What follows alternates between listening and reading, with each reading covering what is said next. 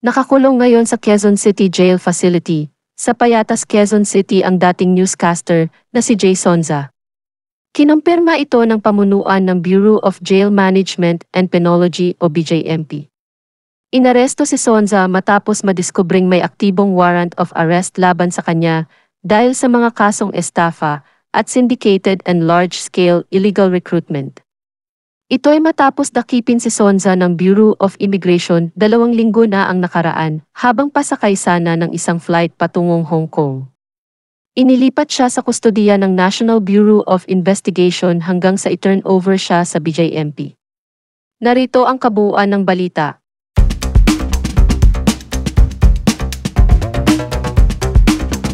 Arestado ang dating broadcaster na si Jay Sonza matapos umanong masangkot sa kasong syndicated and large-scale illegal recruitment. Ayon sa ulat, ang mga operatiba ng Bureau of Immigration ang nakahuli sa dating news anchor noong nagdaang July 18 sa Ninoy Aquino International Airport Terminal 3.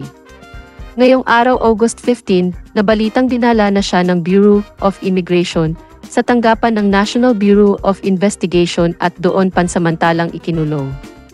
Ayon kay NBI Assistant Director Glenn Ricarte, papunta sana ng Hong Kong si Jay Sonza at naghihintay ng kanyang flight sa NAIA Terminal 3 nang kausapin siya ng mga immigration official.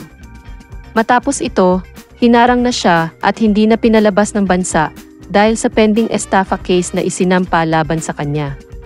Bukod dito, nabatid din na meron pa siyang isang active warrant of arrest para naman sa syndicated and large-scale illegal recruitment case.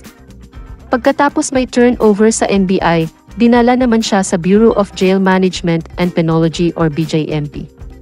Ayon sa balita, dinala sa BJMP si Jay Sonza noon pang August 3 sa pamamagitan ng isang commitment order mula sa Quezon City Regional Trial Court.